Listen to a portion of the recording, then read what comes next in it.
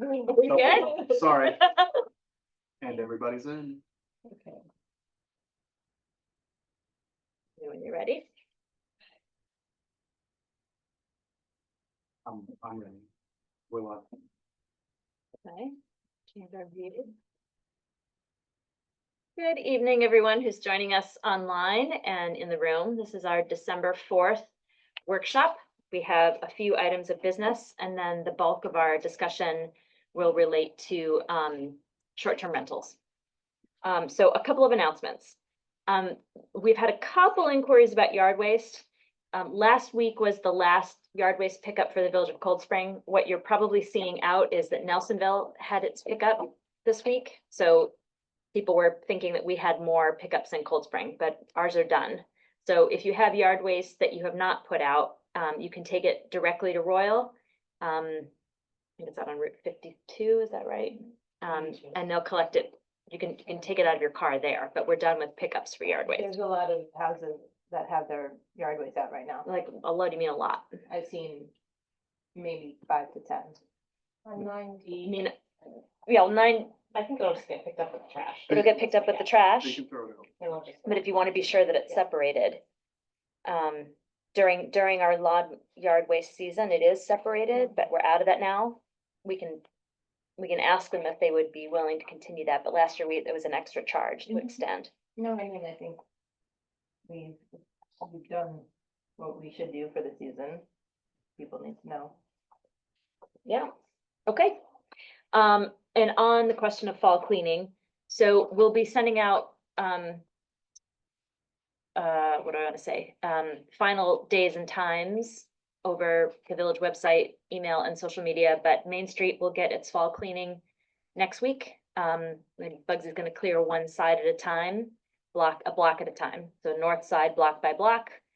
He will be starting early, and I know that's disruptive to some, but by getting it out of the way before 9, we hope that it does not interfere with businesses on Main Street.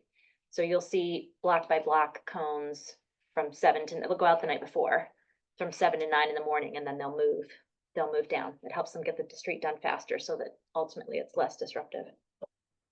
Last, the long-awaited DGEIS has been released by New York State Parks.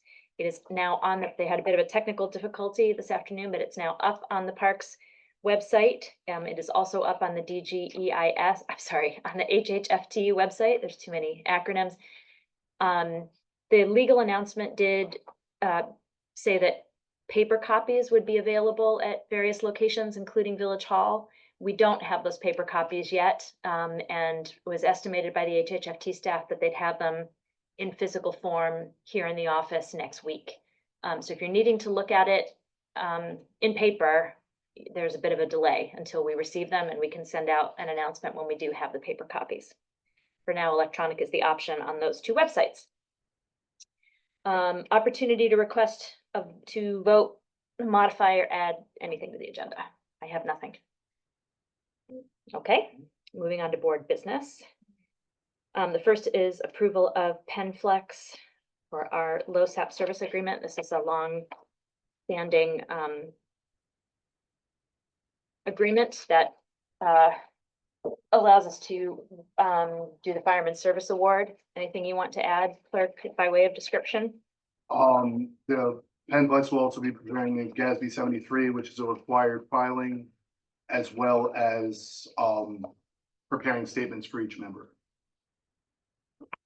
Each fire company Each member. fire company. Yep, that's what we approve in the spring, right?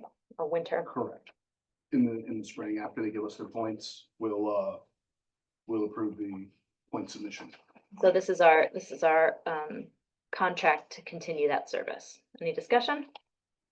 Would someone like to make a motion to approve me to sign? Sure. I'll make a motion to approve the mayor to sign the PenFlex, LoSAP service agreement for 2024-2025.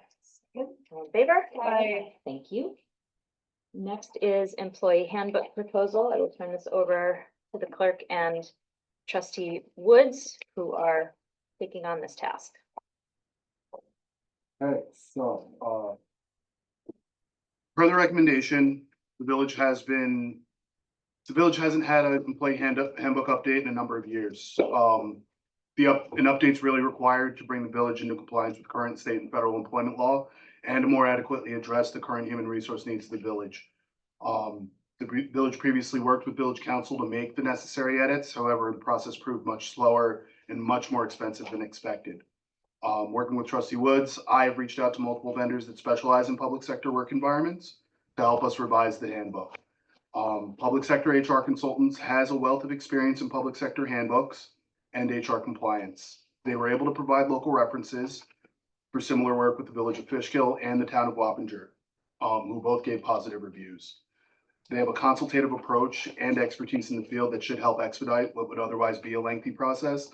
And so, having previously attempted this exercise with village council and having priced this service from other firms, we know that the amount quoted represents the best value for the finished product that we're looking for. At this time, I'd recommend that the village contract with public sector HR consultants to revise the employee handbook at a total cost of $6,500. Anything to add, Tweeps? No, I just think that, having looked at, the proposals that we received and the fact that this group of consultants actually worked in local villages that are sort of similar-ish in scope to our village, it felt like the right fit.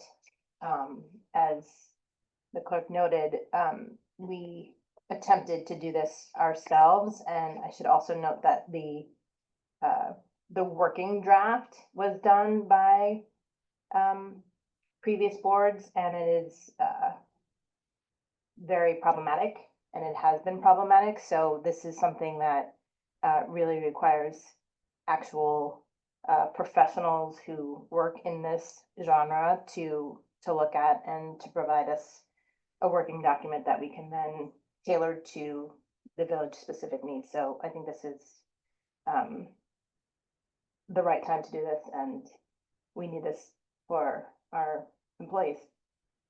And in talking with Michelle, so where do we pay for this? Our attorney line does have some padding in it.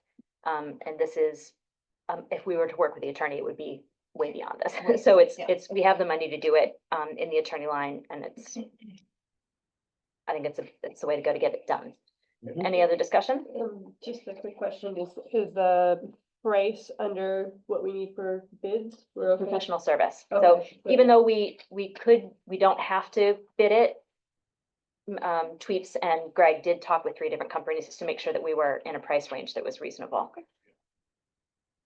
We're able to guide them through that interview, or are there ways in their methodology that they'll make adjustments in the areas where we said that we need to make updates to the handbook around Yes, so there overtime and is structures? an initial survey, Okay.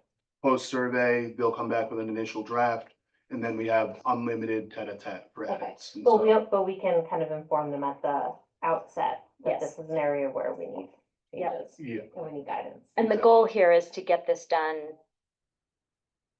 at a reasonable clip so that we're ready for budget time. Because we've been, Yeah. every year it's, if there were changes in the employee handbook, we could improve this or that. And we haven't ever been able to get there. So I think this will help us get there That's great. faster. Yeah, and they look like they've done this a lot. Yes. Yeah, they've got a More long than list half. of recommendations. Yeah, so very supportive. Okay, so someone like to make a motion to approve entering into contract. I'll make a motion to approve entering the contract for, with public sector HR consultants for the employee handbook proposal. Second? All in favor? Aye. Any opposed? Okay, next is support for scenic Hudson. I don't know, you guys, I think Greg gave everyone the initial request from Joe. I had sent out my draft separately. Oh, you did see it, okay. It was in, I think it was in the packet. Okay, it got switched out. So, Phillipstown and Nelsonville have written letters of recommendation, in support of a grant for Scenic Hudson. Laura has done so as our climate smart coordinator. This project works their proposal works really well with what we're trying to accomplish with our own stormwater management in the Nelsonville Woods. Ultimately, water flows through Foundry Brook and through the Foundry Preserve. So they're looking to harden the stream bed and remove a dam so that it can. Harden the stream bed? Sure. Did you repair that? I would be surprised if they were hardening. With stone. Okay. Yeah, it's a natural hardening, it's not concrete. That's how I understood it from the description Joe gave. Can I take a look at this?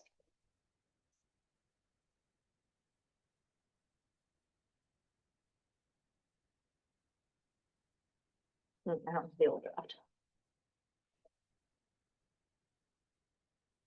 Eroded stream bank. Involved restoring approximately 200 feet of Yeah. badly eroded stream bank. It's got sand in it though. Yeah, exactly. So it was in my phone conversation with him that he mentioned stone. The prettier sandbags. Really pretty sandbags, to be prettier sandbags. So, my question for the board is, does this letter of support, feel comfortable for you, and are you willing to send it in? I very much would like to be able to support Scenic Hudson on this, in this grant pursuit, as they supported us with our zoning update. Yeah, I think anything that also brings to the attention that all of these streams need to be addressed is Yeah. good, so I support it. Would someone like to make a motion for signature? I'll make a motion to approve the mayor to sign the letter of support for Scenic Hudson grant. Second. All in favor? Aye. Aye. Opposed? And thank you for doing on behalf of Climate Smart. Sure.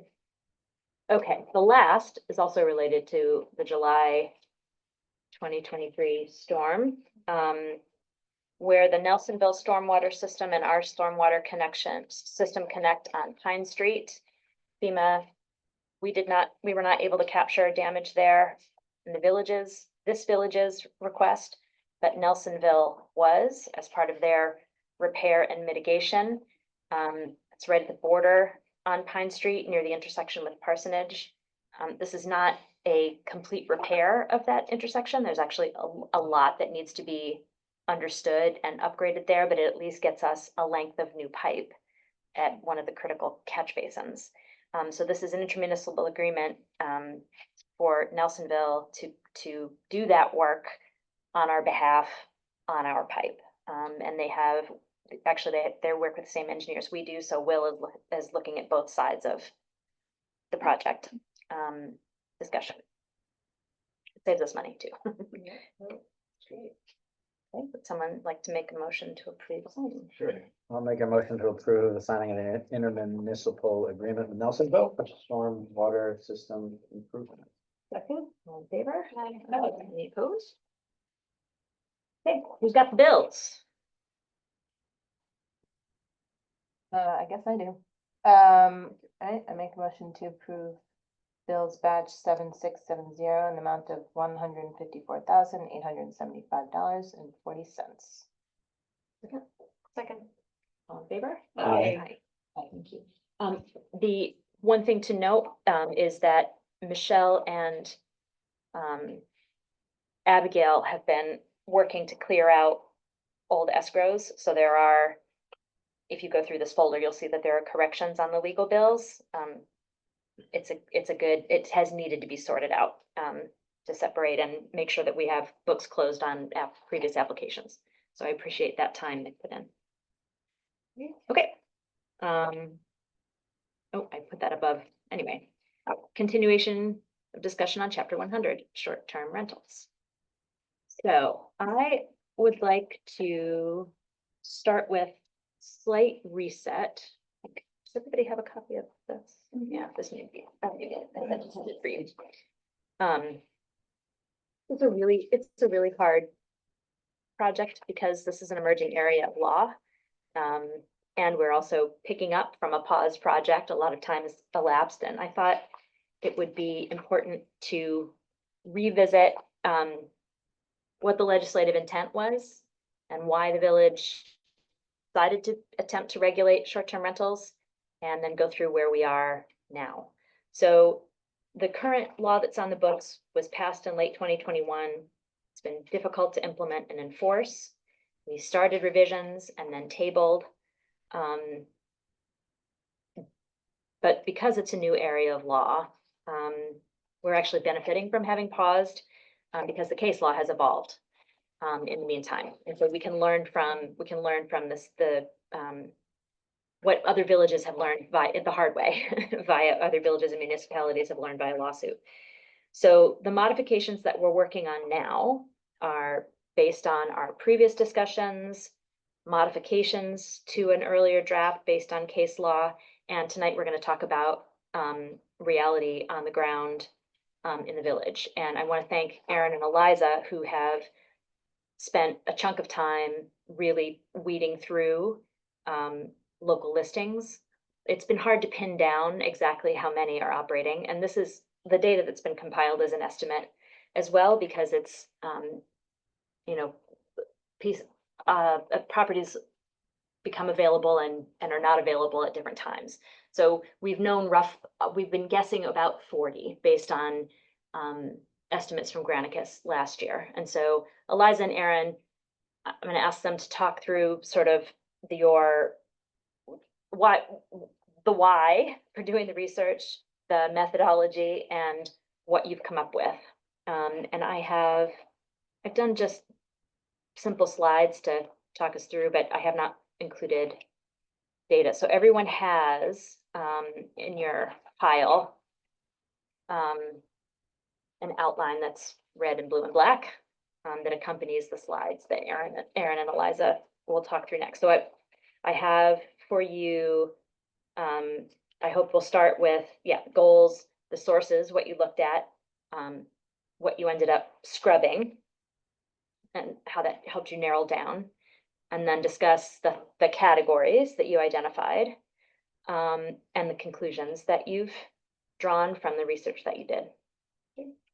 So take it away.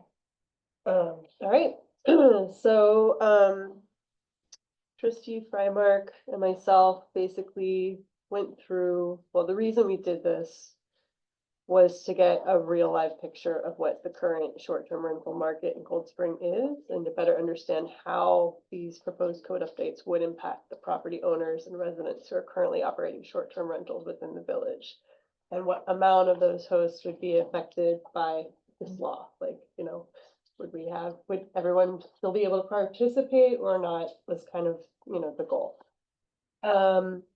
Our sources and methodology, we just went through every listing in Airbnb and VRBO through the months of October and November. So, that is just a slice, and I'm sure there are things that are listed in the summer that aren't listed now. But it gave us a good idea of people who are probably doing it year round. Because these are like, if they're doing it in the winter, they're doing it like for the long haul, I would guess. And as we went through the listings, we looked at all the, descriptions of each listing, and for the most part, you could decide or decipher whether they're within the village boundaries or not. And so we, removed all the ones that are on the edge of Nelsonville and things like that, or outside, that are listed as Cold Spring, but are actually in Phillipstown, which are quite a few and can be confusing. But we really drilled down to the ones that are absolutely in the village of Cold Spring. And from those, you can sort of pull from the descriptions which ones are entire houses, meaning multi-bedrooms, kitchen, living rooms, bathrooms, which ones are an entire living unit, which would be a bedroom, a kitchen, a bathroom, maybe some living room space, but basically something a single person could live in, or a couple could live in. And then a bedroom or a guest suite, which is a bedroom within someone's house with access to a bathroom, or a private bedroom, bathroom, suite that has its own separate entrance, but no kitchen involved. And you also took out duplicate listings. So there were listings that were duplicates on the same property, but different listings. So we definitely did not count any, but I did not see any duplicate listings of the same exact accommodations. There might be like one house that has a listing for a bedroom suite over here, and then a second bedroom suite over there, and then the whole house as well. So it would be like 3 separate listings for one property. And you counted it as one property in your, One property, but I counted as 3 listings. Okay. So, so the data of note was that the total number of independent listings, meaning every room accommodation that's available, whether it's on the same property or not, was 29 within the boundary of the village. Of those 29, 22, those were on 22 different properties, with the same Lots. owner, same lot, same owner. so Which, 22 tax parcels. that's right, which means 7 of the listings for duplicate entries for different accommodations on the same property. Or same properties. And of those 22 different properties, 3 of the property owners were listing multiple listings for their single parcel. Of the 7, 3. That's right. 3 owners, 7 listings. Okay. That makes sense? Yep. Okay. Now it does. All right, so then we broke it down into the entire house, the entire unit, the bedroom, guest suite. 11 of the 29 listings were entire homes, and they averaged at $474 a night and ranged in price from $137 to $850. These prices may change throughout the year, depending on the time of year. This is probably not the peak time. So take that with a grain of salt, but presumably those are more likely to be unhosted than not, if you're renting the whole house. Yeah. Yeah. 11 of the 29 listings were for the entire rental units, or for entire rental units, meaning someone could live, those were the bedroom, kitchen, bathroom, but not a whole house, so like an apartment kind of setup. And those averaged at $222 a night and ranged in price from $133 to $395 a night. Those have a potential, I think, to be hosted by somebody, if they live here. And then, 7 of the 29 listings were for bedrooms or guest suites, so those were the bedroom with a bathroom access, but no kitchen, so it couldn't be an apartment on the market, which makes it a perfect sort of Airbnb or, short-term rental situation, and Obviously within, within existing someone's structures, home, yeah. yeah, so, and those averaged at $167 a night and ranged in price from $125 to $312 a night.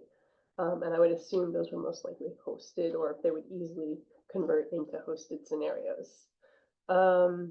So the conclusions that we kind of drew from that was that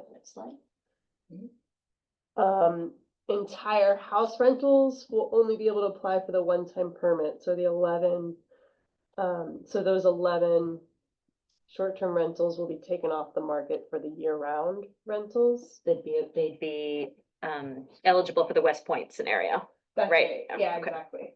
And then 5 apartment units would be ineligible and taken off the short-term market from landlords who are renting out all of their units in a multi-apartment unit building or property as short-term rentals based on the code proposal as it is now. And those property owners would, if they were still resident hosts, they would be able to rent one of their units. And that would not be taken away from these 5 that I just counted. Does that make sense? Can you say that again? So, remember I mentioned so 5 apartments would be put back on the market, or, As long-term housing. right, it would not be able to be rented out as Mhm. short-term rentals, because those hosts could have 3, 1 each, but they couldn't have more than 1 each, Got it. more than 1 unit. And that is, are they in areas considered multifamily? Right, yes. And so then it raises the question of it, Like, we include that zoning type. I think there are some buildings that have multiple apartments that are considered, that are in like single families and that are in multifamily. Right, so there's different scenarios. There's ones that are apartment buildings. And then there's a property that has like 2 structures, 1 full house and 2 apartments. And then there's, Or houses that have been subdivided into Yeah. apartments. right, yeah. Historic buildings that have been subdivided. And then there's, ones that have multiple units within the house. So yeah, they'd be multi-family houses. But could be in a single, an RO, RN, or RL district. Yeah. That's what you're asking, right? Yeah. Or in this case, R, 'cause Yeah. Okay, keep going. Residential, yeah. And then, as I mentioned, the 13 short-term rental operators, that could be eligible for year-round hosting permits would be the ones who have, just rooms or a unit within. And we could allow them to apply for permits, provided we allow them to have a clean slate from the start, from scratch, when we adopt this chapter. So as long as we're not being, you know, like holding them Punitive, accountable, yeah. yeah, for past. yeah, which was never the intent. Yeah. So there were some financial considerations that, I kind of ran with these 13 that are sort of sure shoo-ins, more or less, like that would be easily eligible for the permit program that we're proposing. Their revenue, if they all rented at the same time, their revenue would be like in one night, $2,659. And again, this is that moment in time, the window you're looking at. That's right. So it would probably fluctuate throughout the year, but the village would collect in their 4% or 4% occupancy tax about 106 a night, or 212 a weekend. So these are speculative numbers, but it just gives us an idea of like how much, if all of them booked every weekend of the year, it would be $11,000. If they booked half of the year, it'd be $5,000, but it's not a huge tax revenue. I think we're probably making more from the hotels. Mhm. But it's just something for our consideration as we think about the cost of this program. And then one consideration I wanted to ask the board as I thought Can we about come this. back to that one? Oh, Because I'd love to have, I do want to have that conversation. I think it's a good one to have, but I'd like to have it as part of another portion. Is that okay? Yeah, that's fine. So I think too, contextualizing what you've come up with and what you've calculated is just for the public's benefit. So the full budget for the village, our general fund is 3.8 million, general fund, not water, not sewer. Our current non-tax revenues, this is from our budget review in the spring. Current non-tax revenues are 1.46 million. Our appropriated fund balance is 499,000, and our property tax revenue, so overall property tax revenue is 1.9 million. So it shows you what we're talking about. What we're talking about with occupancy tax is a slice of all the revenue that we need to raise. So this isn't it's not an earth-shattering addition to our budget. It's an important budget. It's an important line because it helps us to offset some of the costs of tourism, but it's not a saving, right? It's not a saving, but to save the whole village from all the things we have to pay for. And that's never been the intent. The idea here is to both allow opportunity for residents to participate in the tourism economy and for the village to offset some costs of visitation. I want to come back to putting that in the context of the larger legislative intent. And I'm just going to go through what the draft currently says on legislative intent. First of all, and before I do that, super helpful. Thank you. The purpose of this article is to legalize and regulate short-term rentals within the village of Cold Spring. Encourage economic diversity and affordable housing within the village by A, protecting residential housing stock levels, and B, allowing village residents to enjoy the benefits of supplementary rental income where such activity does not negatively impact fellow residents or village services. Preserve and protect the residential character of the existing residentially zoned neighborhoods within the village by minimizing the neighborhood quality of life impacts of short-term rental businesses and ensure impacts in other non-residential zones, which are compatible with current zoning laws and uses. Protect the small town neighborly character of village life. maintain levels of full-time residency and residents' involvement in, investment in, and service to the community. Facilitate a diversity of lodging for visitors in the village, sorely lacking, as we all know. And promote safety by assuring short-term rental units meet applicable Village of Cold Spring and New York State fire and safety standards. So, that is how we got here, is all of those considerations, and wanting to create that capacity within our local economy. So any questions for Eliza and Aaron before we shift into further discussion on what was presented? Not a question, but just a comment. So first, thank you. That's very helpful. And I think it's like really helpful to have numbers compared to the kind of wondering of like, how many are there and what are they, what are their characteristics? So it's super helpful.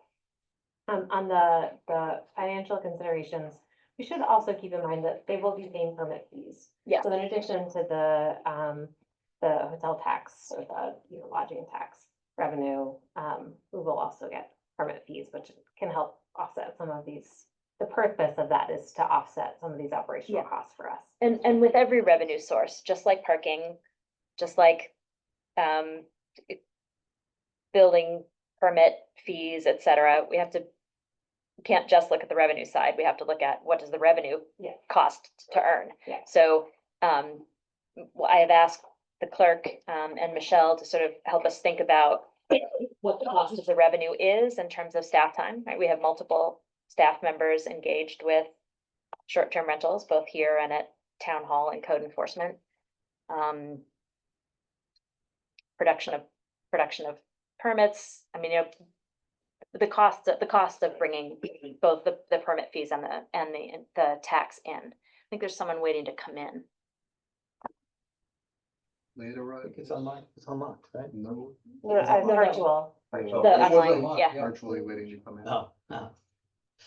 Bill still has a key. One, if No, I don't. if presuming all 13 eligible units got permits and we were to charge $250, that would be $3,250. We still have to talk about that number, but yes, Can I, this is Jen, can I jump in here just with a, please, yep. on this? So point? just for the benefit of everybody else who's on the call, we have some folks who are with us every week, and then we have some folks who are not often with us. Jen Zwarek was the chair of the ad hoc working group that reviewed the previous iteration of the code and made recommendations to help us get where we are today, and she is continuing to assist us with interfacing with the case law, etc. So she's along for the ride and to offer her wisdom. Okay, thanks. I just wanted to point out, and thank you, Eliza and Aaron, for doing all that work. I wanted to point out, though, that a couple things that concern me a little bit. One is that the occupancy rate that you guys are using in your numbers is grossly lower than the one that Granicus did for us in a conservative estimate a while ago.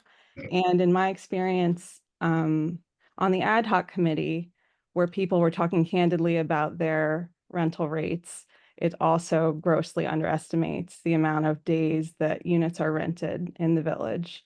So that's just one point that I want to make. So on the point of the revenue, so it's possible when we have, maybe if we have, I think Laura's working on a Granicus, they use their AI and their machine learning to do these estimates, and they actually can estimate pretty accurately the occupancy rates of our area. That's one of the things that Eliza, if you remember when we were on that call, they were showing us how they do that and how accurate they are. So we'll have a point of comparison for your data when they do it. I'll be interested to see. In 2022, they estimated 38 distinct operating STRs, and it'll be interesting to see if that has gone down concurrent with your data if they were to do that again for us. But I just wanted to make that point. They were estimating a much higher occupancy rate, like almost, between 180 and 200 days a year as the average. for short-term rental units in Cold Spring. And that fairly comports with at least the 2 or 3 operators that were on the STR committees, anecdotal things. So that for them, for Granicus, that wasn't, each STR unit on average makes around $50,000 a year. It was like something like $51,000 a year. And then you would take the 4% tax off of that. So the numbers might be a lot higher, which would be great because you have more money to spend, on the software if needed, but that's my. Right, Jen, one point I might counterpoint on that is that, with this code, a lot of those operators may be knocked out of the market, and unable to operate, so you have to kind of cut that market in half. Because a lot of them, especially like the whole house ones, probably won't be able to get permits, so. No, Yeah. totally, absolutely. What I meant was, even let's just take your number of 13 are possibly going to be able to operate under the update. The occupancy rate of 52 days a year, so half the weekends of the year, is grossly lower, is all I mean to point out. So even those 13 units Would generate more. would generate more than the number you're saying. I didn't So do that math, but Sorry. So Laura is meeting with Granicus on Friday and asking for a refresh on that 2022 data. So we have that comparison as well. I'm also curious about how many, if they can show us addresses. When one of us humans goes through, we can see, oh, this is right on the edge of Cold Spring. That's on East Mountain. Da da da da.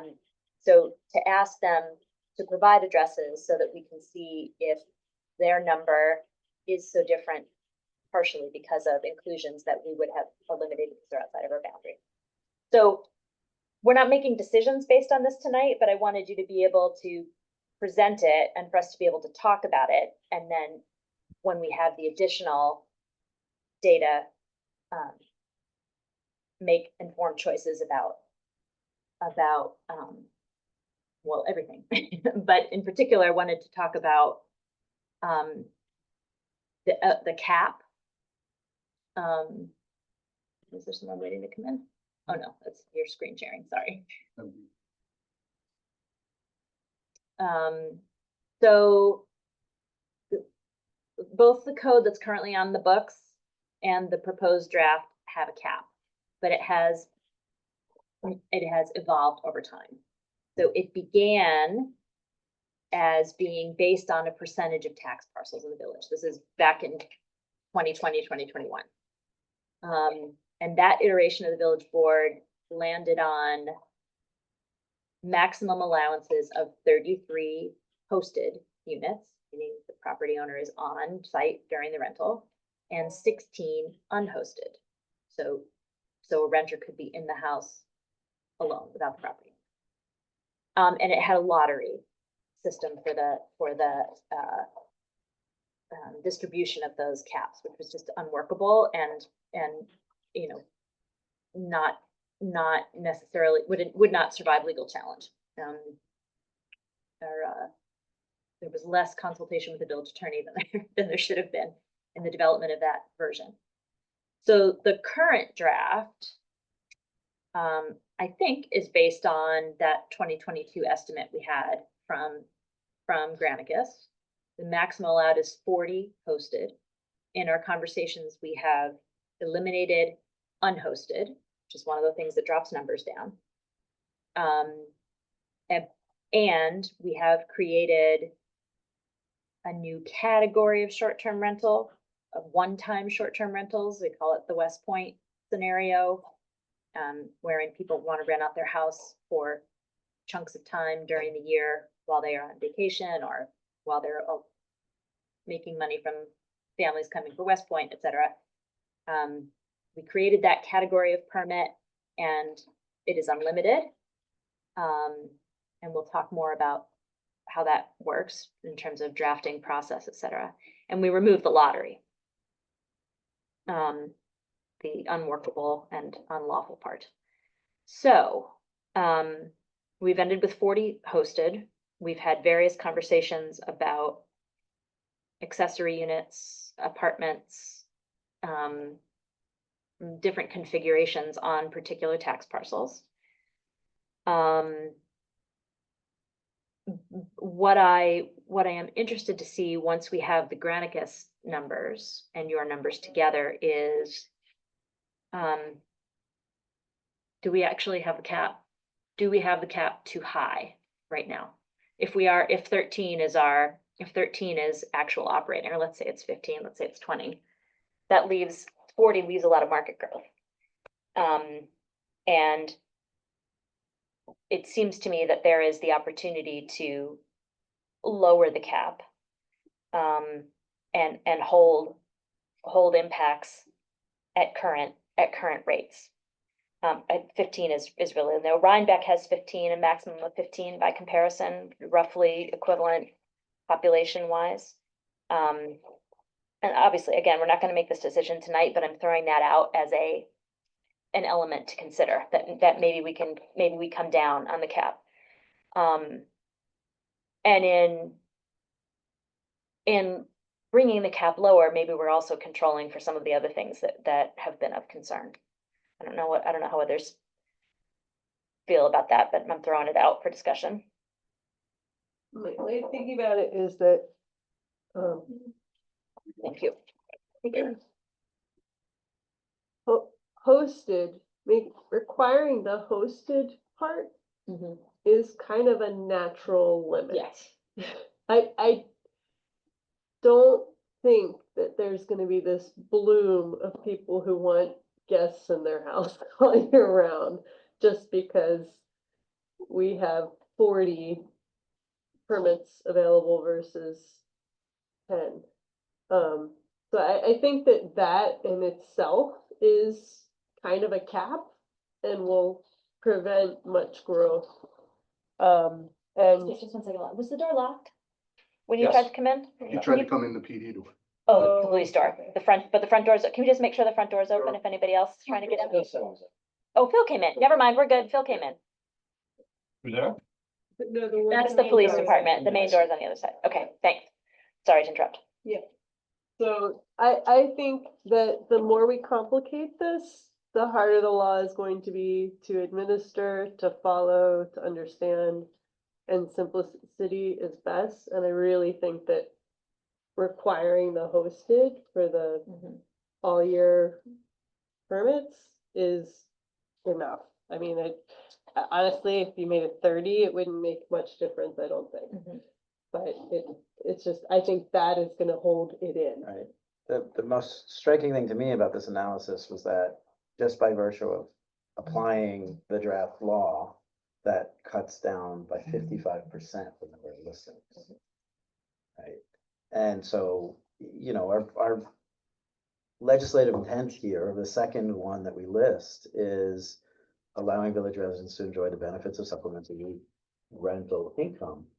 And we do need to put guardrails on that, but we're immediately cutting down by more than half the ability for our residents to enjoy supplementary income. And maybe the number is wrong, but the cutting down by about 50% or more is probably right. Maybe it's not The all year. 29 rental units. Granicus might come back and say, It's 50. Yeah. But all in year this round. moment, this is our best estimate. Yeah.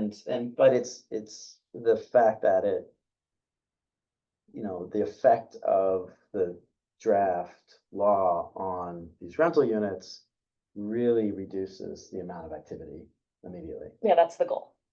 I mean, that's among the The goal is goals. to reduce the amount of activity? Among the goals is limiting the impact of short-term rentals on residential neighborhoods, yeah.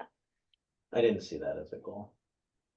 That's the goal in effect, is that you don't have a proliferation. What we're trying to avoid, as we've discussed many times, is avoiding becoming a place that is devoid of residents and filled with short-term rentals with folks coming and going and not people living in the community.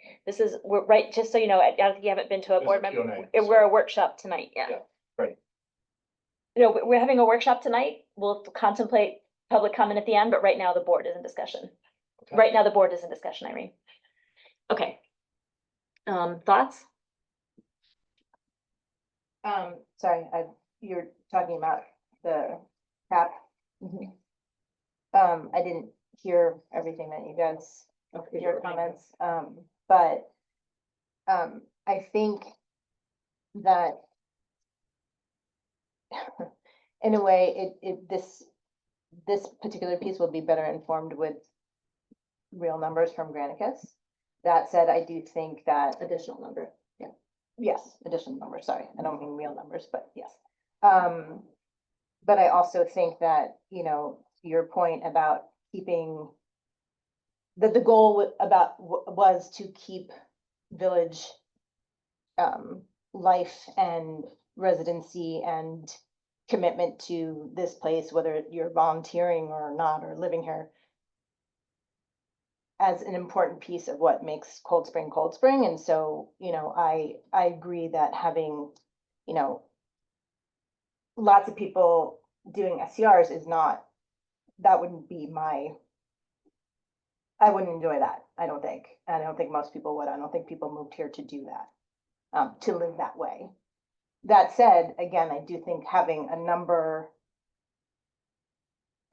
sorry, I keep on saying a more real number, but a number would help to understand if we're talking about like 100, then I cap lower, I think would make sense. If we're talking about like, you know, 25 potential STRs, I mean, maybe. But I do, your point about market growth is interesting. I hadn't thought about that if, you know, if it comes in wildly under and now there's this potential for other people to get involved, and I hadn't thought about that as a. That's the first thing I thought about. Is the potential for market growth. Yeah. Go ahead. I think we've generally been saying the same thing about putting guardrails on Yeah. an existing business, and so I think we're like generally in the same place, on that topic. I would say, I mean, in my experience, if we have 29, there isn't a large existing impact. We're not getting a lot of complaints. Right. In my personal experience, I haven't seen, impact, and so that's saying that we have 29, that's not a big deal.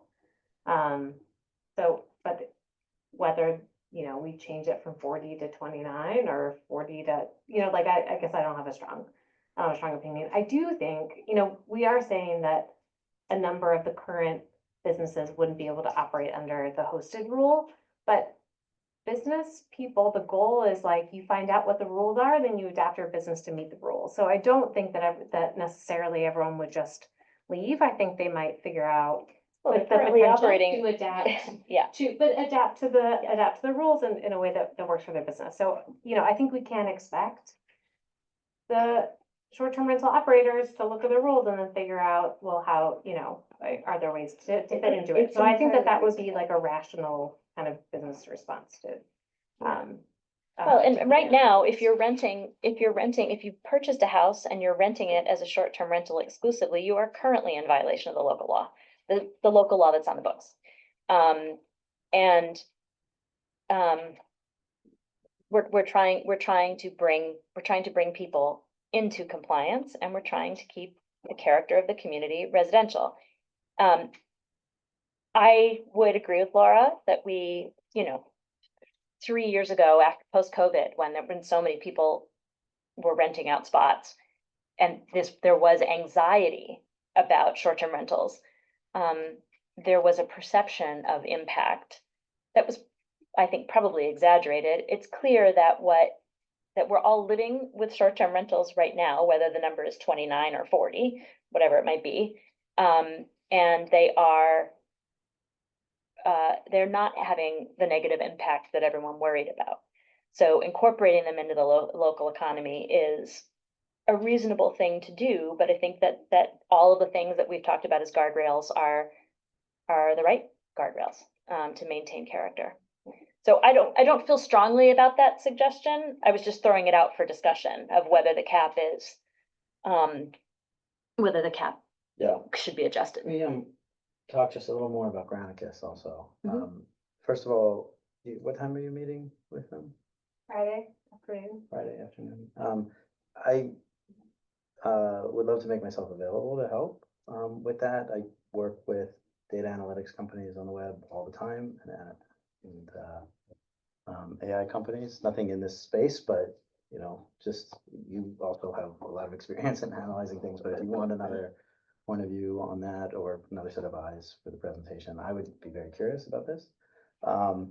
And just like Eliza was saying, you know, let's take all of the data we collected with a grain of salt. Let's take the Granicus data with a grain Absolutely, of salt. yeah. Right? They We're are trying to marketing sell us. it. Yeah, And it's in their interest to inflate numbers. They hopefully don't do that, right? But it's just this sort of thing Absolutely. that happens.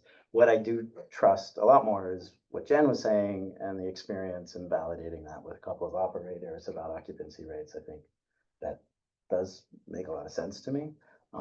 And again, not saying that Granicus is going to lie to us, but just grains of salt are good when you're absolutely, looking at this sort of thing. absolutely.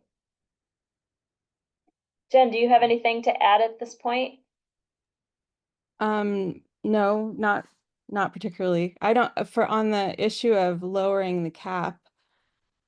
I mean, if you want my honest opinion, it seems like I guess representing the short-term rental committee, 40 was discussed as a percentage of the housing stock in the village that seemed it was an increase from the current law that's on the books. And we increased the days to unlimited number of operating days, where the current law on the books, I think, is 90 days. Right. So it was a dramatic increase in the amount of time rentals could happen and a slight increase in number of rentals. And the committee felt that that percentage of the housing stock, both the pro short-term rental and the short-term rental, those representing the interests of the short-term rental operators, and we had a couple of very anti short-term rental people on the committee. People kind of could come to agreement on that as a looking forward in the future as a cap that could work. It wasn't just based on Granicus's number that of what estimate of what was currently operating, if that makes sense. It was, Yes. and it was also looking at other villages like Rhinebeck, which Rhinebeck is kind of strange in that they just limit it to a 15 and they do a lottery every year. And their short-term rental operators are only allowed to rent 16 days or something out of the year. It's very I'm low. Because- curious about how well Rhinebeck is able to enforce that, because they're not bigger than we are. I mean, all those ideas sound like a tight lockdown, but I'm wondering what the reality on the ground is in Rhinebeck. Well, from my research, it just like this was obviously a couple years ago. Yeah. We had the same kind of presentation from Granicus, so you can look up online all of this info. They only had 18 short-term rental units operating at the time that Granicus found at the time they were contemplating instituting their law. So if it's sort of like, I feel like Erin and Eliza's study is kind of trying to show like, well, here's the current operating. This is what we're trying to regulate the market as it is currently. That was the market they were dealing with. And if you look online now, they still only have 15-ish listed on Airbnb. So I mean, it must be working somehow, or they must, I mean, in fairness, Kathleen, like It's a different scenario. yeah, our unique They run the train situation line. puts a lot more tourist pressure on us. Like, yep, and for the sure. fjord trail coming in, I mean, we're on the train line, et cetera, et cetera. It's like we have a lot more tourist pressure here, but Yeah, understood. I And was just gonna accessibility, say, different But where accessibility. we're similar is that it's two affluent communities where like maybe there's not as much economic pressure to rent out your spare rooms in your house. So Yeah. that might also be part of the reason why we haven't proliferated That's a like good other point. places, That's a good point. and neither is Rhinebeck. Okay, so after, when we come together next, we have, next week we have monthly meeting and reorg. The week after that, we have a workshop with Fjord Trail, then we're at Christmas. So we'll come back to this particular part of the conversation in January, and we'll be informed by what you learn and potentially you learn together on Friday. But there are a couple of things that I hope we can knock out tonight that are hanging from previous discussions, and one of them is multifamily districts. So the current code that's on the books prohibits short-term rentals in multifamily districts. Those are primarily, not primarily, they are Butterfield, Chestnut Ridge, Springbrook, Forge Gate. And we know that Forge Gate at least has its own internal restrictions. It's a condo, right? And I think Springbrook is a condo too, right? Condo association as well, yeah. But we don't know. I don't know what their status is, right? So, we bounced around last time we were having discussion about short-term, I'm sorry, excuse me, about multifamily districts and whether to prohibit or enable in the multifamily districts. And I think Laura made a point that if it's a single tax parcel, she feels comfortable, her concern would be a single, that the tax parcel not be the whole lot, but that it be applied to the unit, the way it would in the condo, Yeah, right? But they are taxed separately, Right, they are. so they are separate tax parcels. Right, I'm confirming what the conversation we was. We had Kathleen, last. can I just, as a point of correction, Butterfield is not, the Butterfield development is it's not multifamily zoned. So it's B4, right? So it's not. No, under the new, Laura's got the map up, under the new zone, Or B3, but it's, read out the description. B4 No, medical. B3 is No, Chestnut Ridge. it's not, It's it's mental only the, health care facility and mixed use. And it does, yeah, allowable in there is the condos. right, but it's So not, it's we're talking about multifamily It's not zoning. only. MF, you're right, it's not MF, but the structure allowable in that district is a multifamily structure.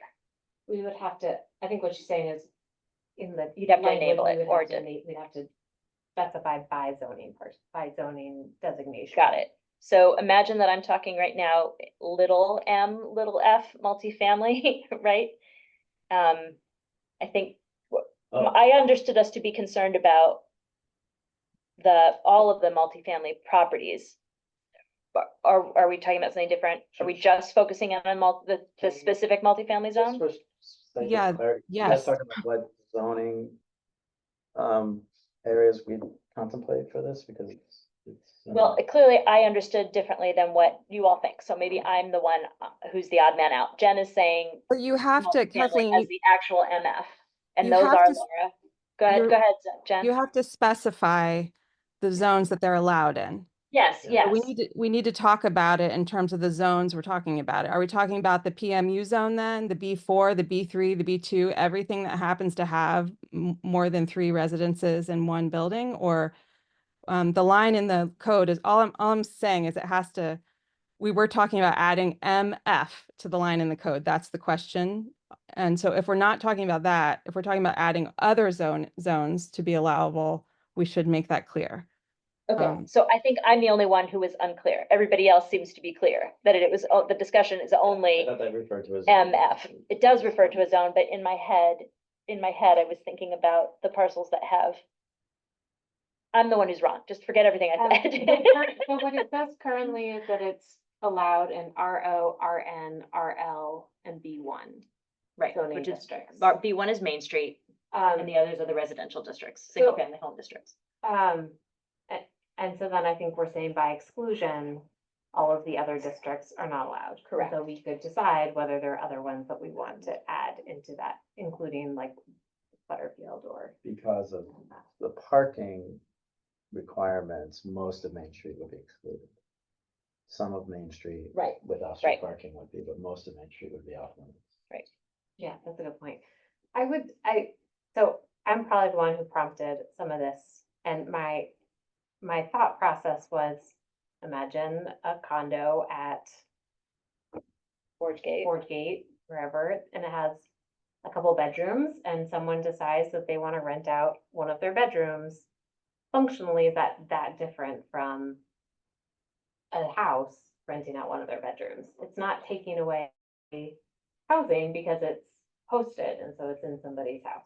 And so I didn't see I didn't see that much of a difference between the two of them.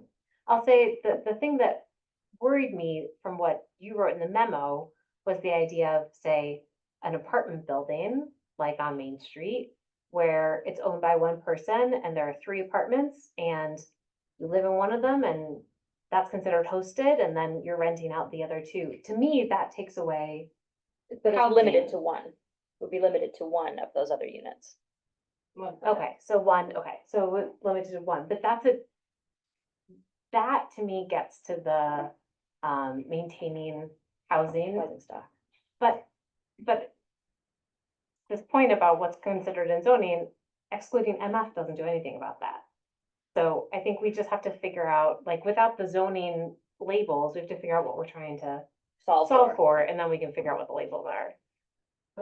Will it confuse the residents who live in MF zones?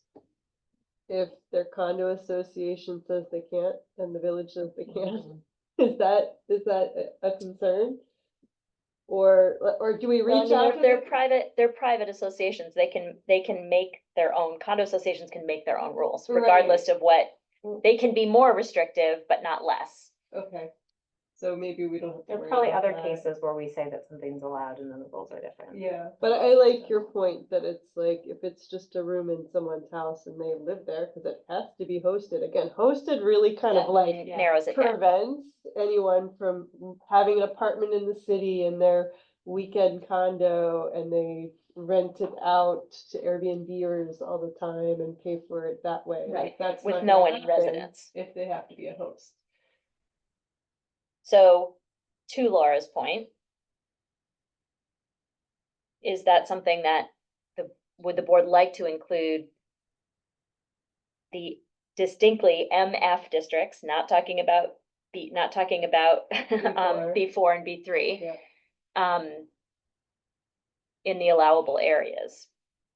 I think we didn't see any that seemed to be in Springbrook or Yeah. Forge Gate, just It was just doing a it. point, It right? also includes, the, like, condos down by the river. And just looking at all the light pink. Yeah. You guys can see. Like, Light. grab the map so the public knows what we're talking about. I'm gonna bring Light one so you can see it better. Here. It's there. Yeah. Yep, Yeah, And- Forge Gate, Springbrook. and Yeah. then The one building You by live the it down, waterfront. yeah. a couple, there's actually some, Oh, there's also that. The one. condos on the river. Yeah. Oh, yes, okay. Like both sides, the condos and then the, like, apartment buildings by Right. movers. Right, right. So that's what we're talking about when we talk about it. Are you able to open it, go to the site and open it on screen so that whoever's joining us in the audience can see what we're talking about? Whoa. Just pick it off the wall? No, I know, just to have it up so people know what we're talking about during the discussion. Pass the map around.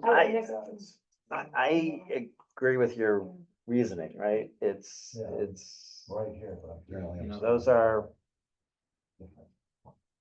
as housing, they're attached to other places, but they generally have their own parking. They may have their own rules to prevent it, so I'm aware of at least one. So I don't think there's gonna be a flood if we say it's okay, but it allows the condo associations to make rules Yeah. to decide to do it if they want to or not, right? I think parking will be the challenge for at least those two, at least Forge Gate and Springbrook. I don't remember what our parking is, designated parking, because, It is in Springbrook for sure.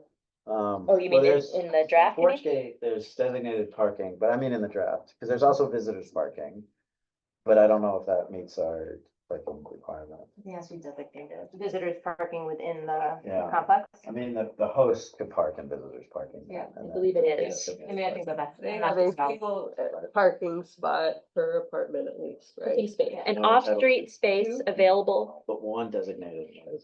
an off-street, this is the definition, an off-street space available for the parking of one motor vehicle and having an area of not more than 162 square feet exclusive of passageways and driveways, and providing access to public street or alley, and affording adequate maneuvering.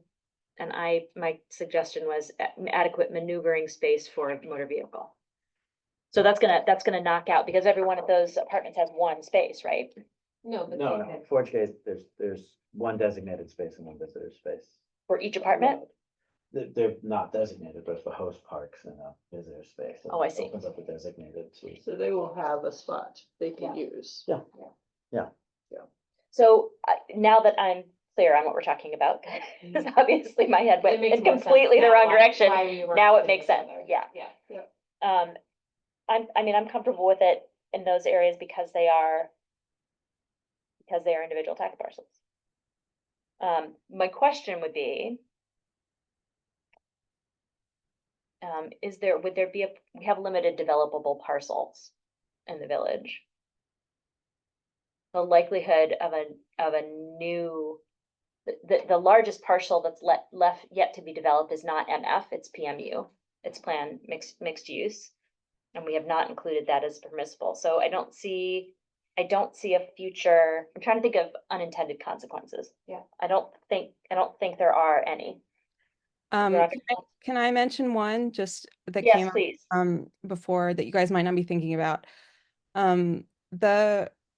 The impacts or the potential negative impacts, let's say, of short-term rentals are one of the main concerns, the impacts on people who aren't running a business out of their home. It's right. And in multifamily, where you're sharing walls with people, you could have a potential for greater conflict, which is maybe none of our business, meaning us, the village's business, but it might impact your complaint line. Okay, I don't know if that's something to worry about. I mean, part of the ad hoc committee, I think, talked a lot about that sort of thing.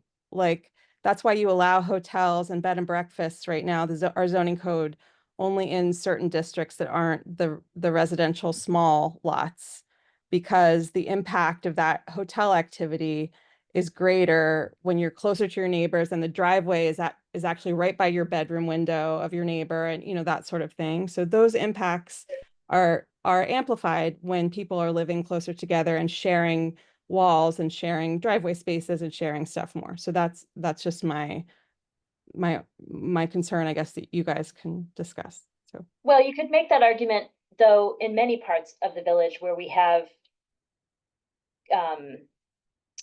duplexes, right? Like Kemble Avenue is full of worker housing that has two owners on each side, right? That's the RO district, and Furnace has multiple connected buildings in the RO.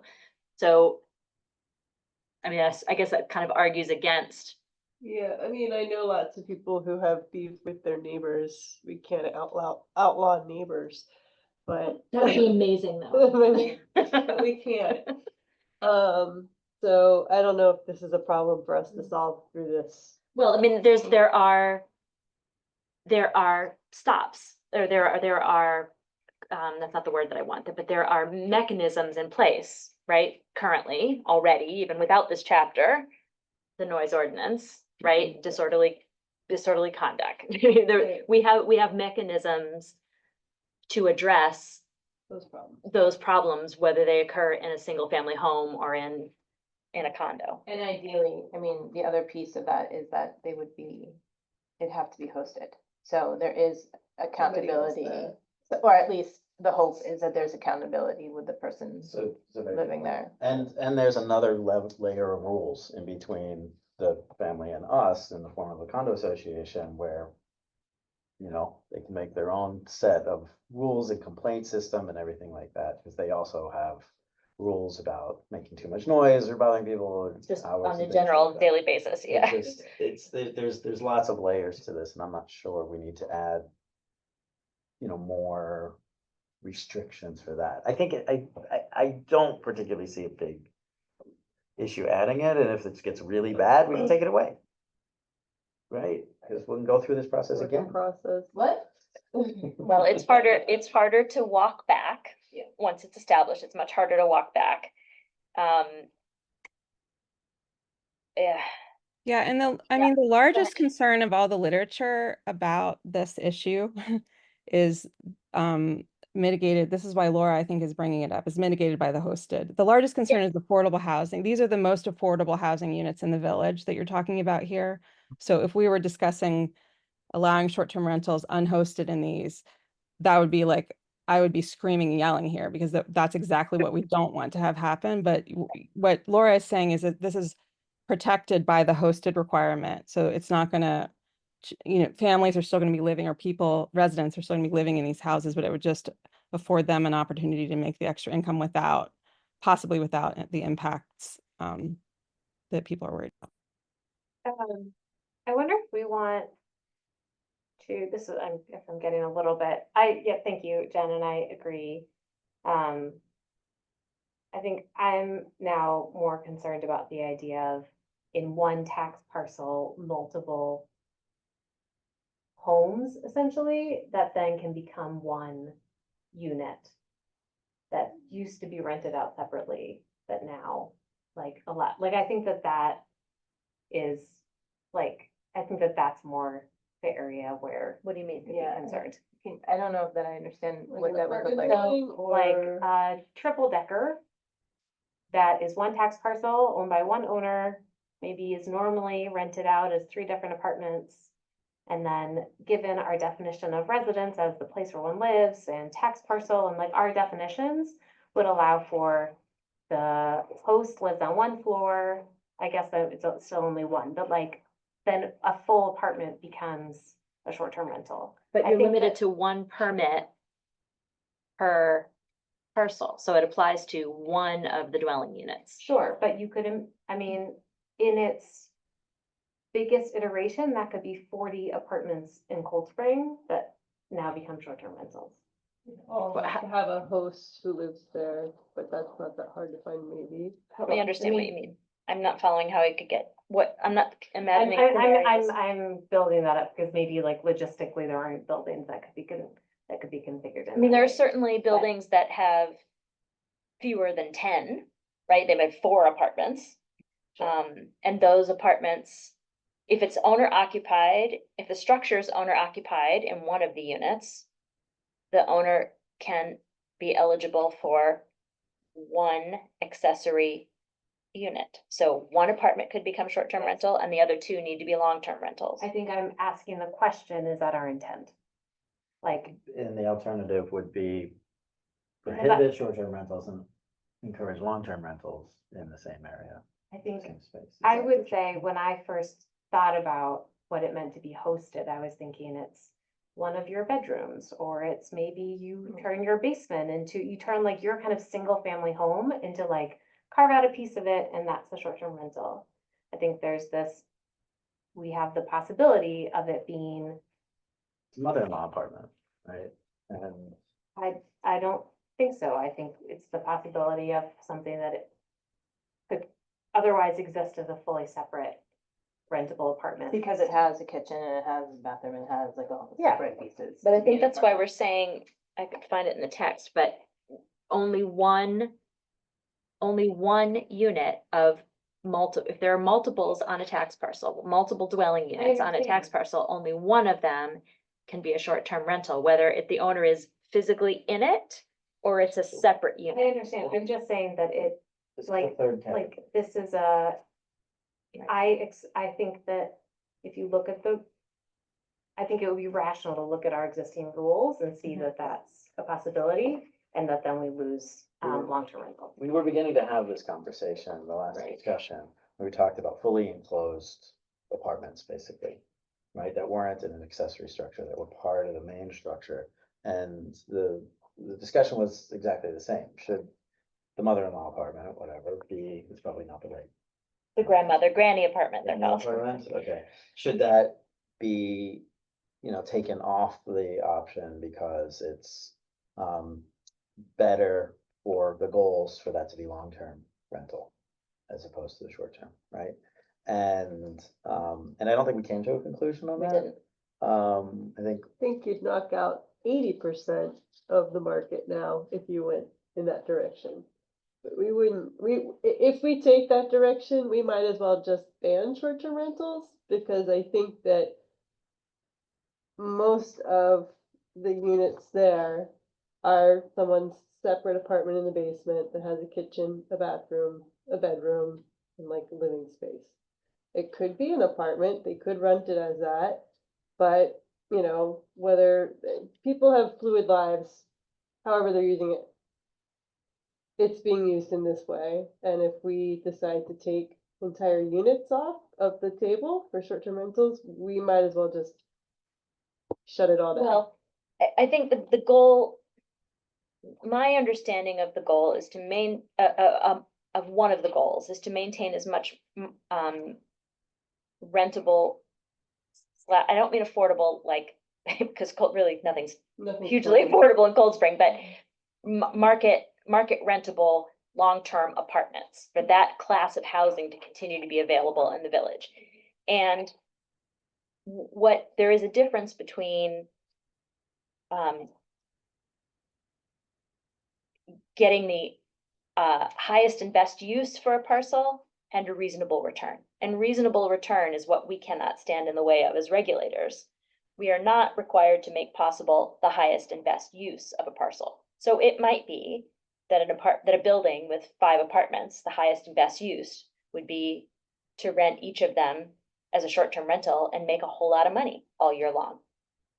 We are not required to deliver that as regulators. We are required to make possible a reasonable return. And a reasonable return is renting out long-term at market rates. Can I give an example of what I'm talking about? Yeah. So I just looked at the map and looking at the B1 district, the business district. We used to live in an apartment that faced Rock Street, but was part of a long parcel that was also on Main Street. And our apartment was in the back, it was on Rock Street, and then there was at least one other apartment facing Main Street. They're on one parcel. If I were that property owner, it would make a lot of sense to rent out one as maybe the host in the front, and then make the full apartment that was like normally a regular apartment, the 1-bedroom regular apartment, that could be a short-term rental. And that would be, and it has a parking space. And so in the way that we've developed it, that would be allowable, as long as the person in the front agreed to be the host. So what would you advocate for alternately? Because you're right, that would be allowable If there's parking space. if there's a parking space. I think it's about the definitions of what we mean about residence.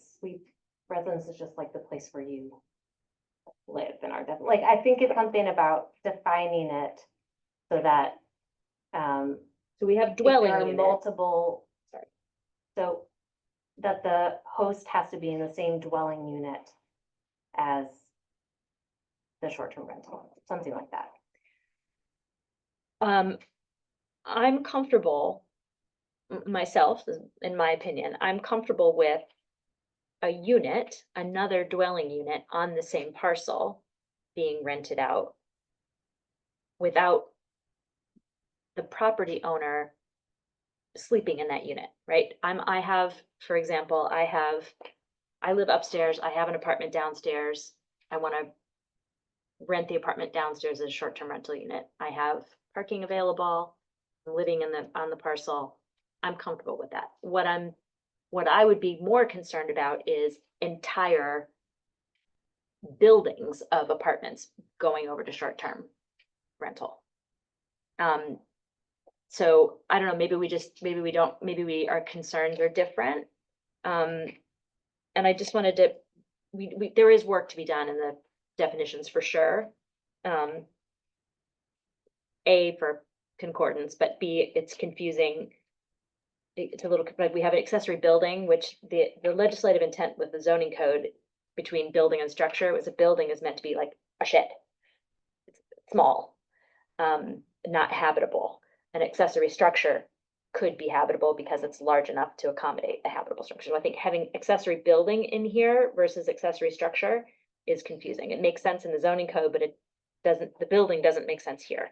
But we do have both dwelling unit and residence. And dwelling unit is defined as a building or portion thereof providing complete housekeeping and living facilities for one family. So that could be an apartment, it could be a house. And then residence is the place where one lives. Primary residence, residence on property where owner or lessee resides no fewer than 260 nights per calendar year. I feel like a house option in there. I mean, Dwelling is, dwelling, Right, and then right. the zoning code as well. I wonder if in this chapter there is some value of breaking out the way I did, or in our. Well, what you report. raise is another, The house, the apartment, the room, right? Like 3 different types of accommodations that people are currently renting out. So if you have a house with a room that's hosted, right? If you have a house with an apartment and you rent out the apartment and you live upstairs, that could be hosted, although it sounds like you're not sure about that. But also to further complicate things, like if you had the house upstairs and the apartment downstairs, could you not switch between places where you live and list them both? Like, is there any, is that is that harming the Well, neighbors in any way? Can so, I, you guys, can I jump in here just on a definitional point, just to help Yep. you?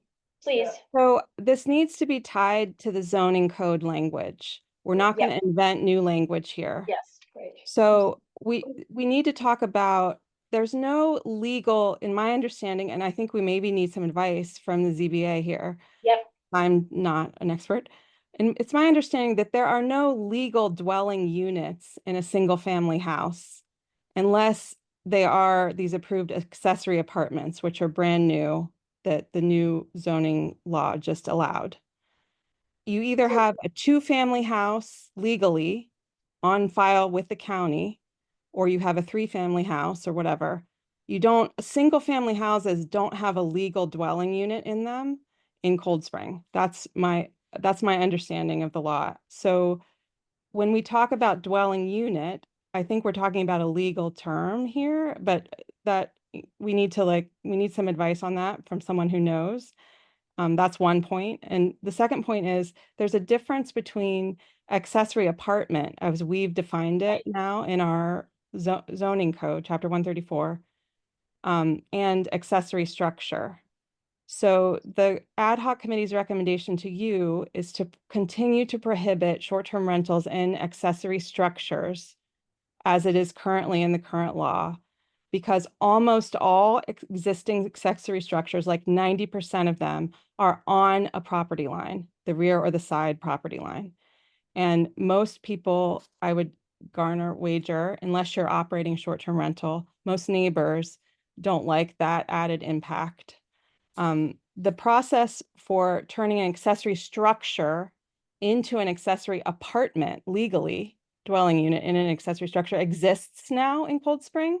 I don't know if anybody has done that yet legally, but Well, I there's think actually there a are proposal, some. there's a proposal right now on Parrot Street that is the Great. first proposal under that new law. The legislative intent of that, under chapter 134, was to enable more rental housing, long-term rental housing in the village.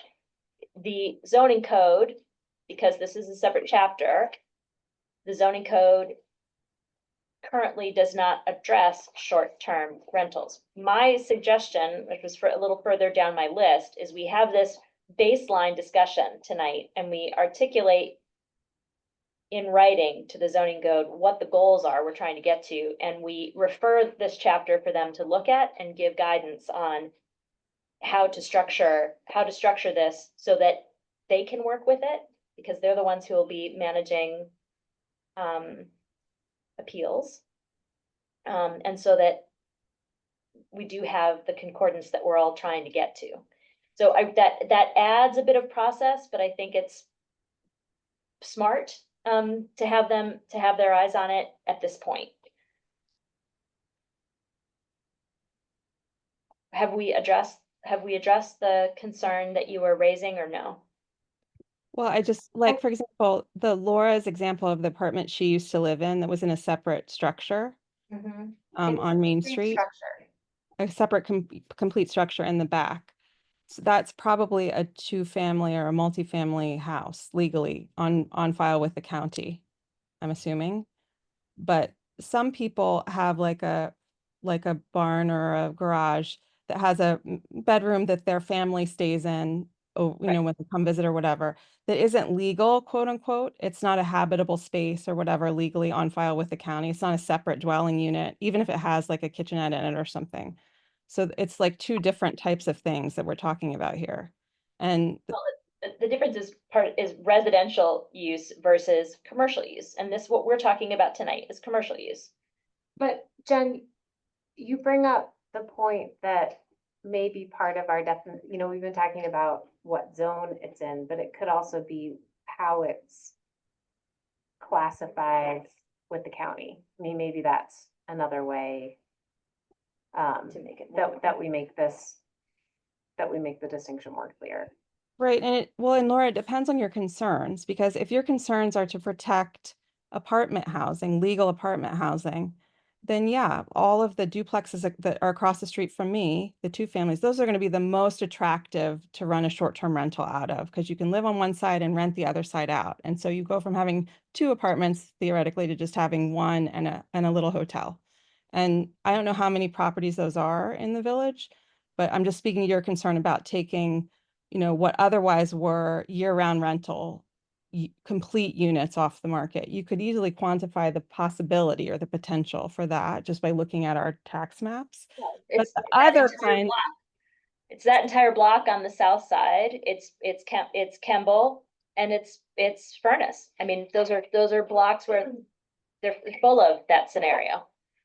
right, and so you just have to weigh it. There's a limited housing stock here, so you have to kind of balance and weigh the concerns. But the other kind of dwelling, what you're calling a dwelling unit, which is in someone's basement, they have a couple bedrooms and maybe they put a little kitchenette in there. That's different than a legal two-family house. Does that make sense? I think that's, yes, and It's not, and my understanding is the it's not first. actually legally a dwelling unit. It's not, doesn't meet the legal definition of a dwelling unit. So we need to have some advice on that here. That's all I was trying to Yeah. say. Have some advice from someone who understands the difference, basically. Thank you, Jen. My concern is the first. Now I understand. For multiple legal units on one parcel. And that would, like that scenario, and not the like granny flat or, kind of smaller informal apartment that's in a single family. So maybe what you're proposing is helpful to look at how the county classifies parcels, two-family, three-family, the impact in a two-family home and loss of housing is greater than the other scenario we were discussing, which is when you have, I don't know, 5 units. Because that takes 1 for short-term rental and still leaves 3 available or 4 available. In this case, it takes the second unit out of a structure. Same number in the village. I think it's a policy, like, forget the definitions. I think we can get there with the language if we need to. I think it's a policy question for us of whether this is a concern that the majority of the board has and wants to address, or we don't. And so I would say it's a concern that I have that I would like to address. But I don't think it's worth pursuing if others don't see it as a concern. I'm thinking. Yeah, I mean, again, I'll just reiterate from what I saw in my market research, that would knock out another huge chunk of people who would be permitted, potentially. Who? Like, I don't mean individuals. There are but lots of buildings that have, what I'm struggling to find the difference in your definition of a granny apartment within a house that's 2 living spaces versus 2 apartments in the same in a building. Like, why is that any different in your mind? That's what I'm not understanding. Because one of them can legally be rented out, Eliza, as a full-time rental, and the other one legally can't be rented out as a full year-round rental. That's the difference. Why not? You can't rent out in your basement apartment as a full-time residence unless it's a legal apartment. Does that, Meeting building code, meets building code and fire code requirements as a legal long-term apartment.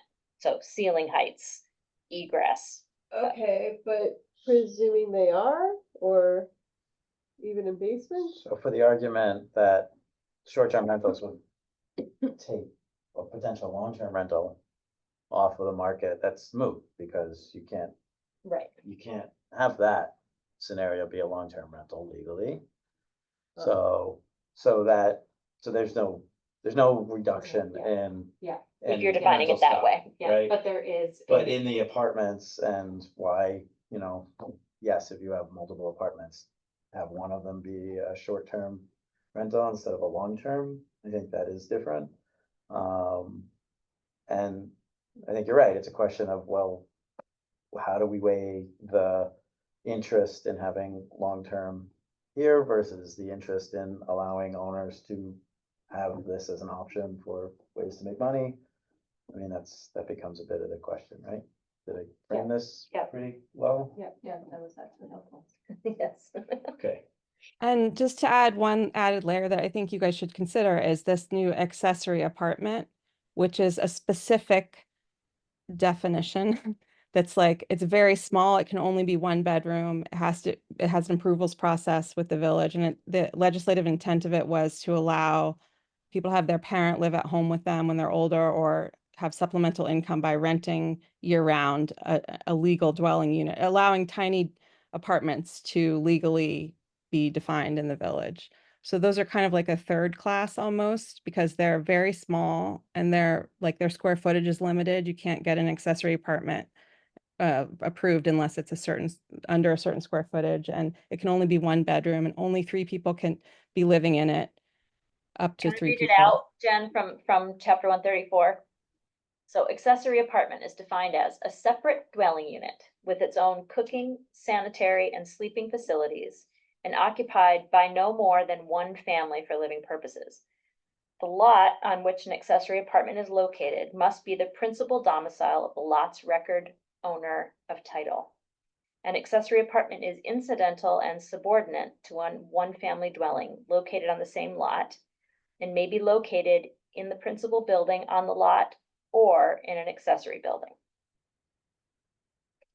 That's the same definition we have in chapter 100's draft. Exactly, Currently? word for word. Oh, yeah, you're right. So it is tied back to 134.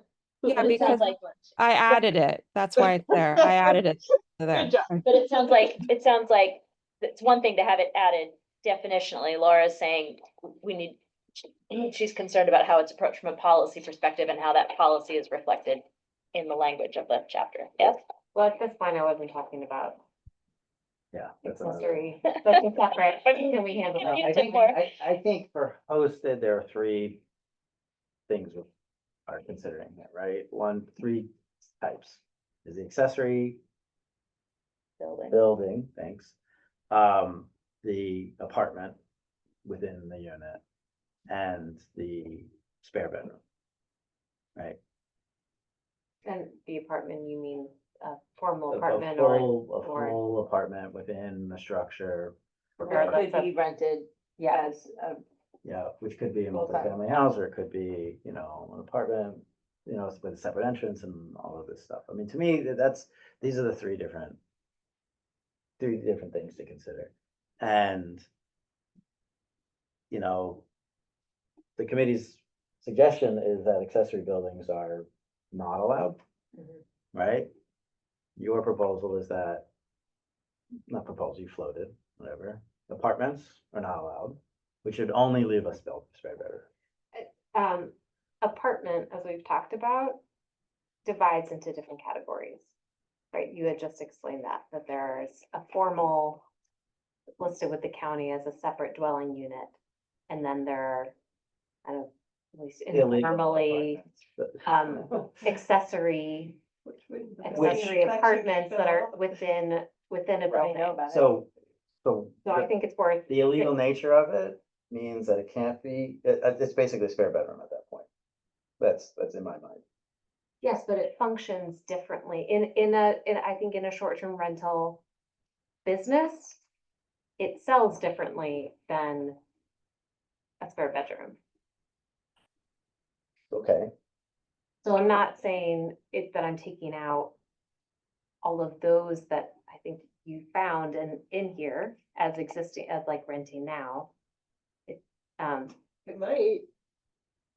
it might, It but really I think might. that there are examples of these kinds of like accessory apartments that are within a single family home. And that's not what I'm talking about. Are you focused, are you thinking primarily about in separate structures or within the same structure? Within the same structure. Within like, well, the example that I gave of apartment. Rock Apartment Street. building.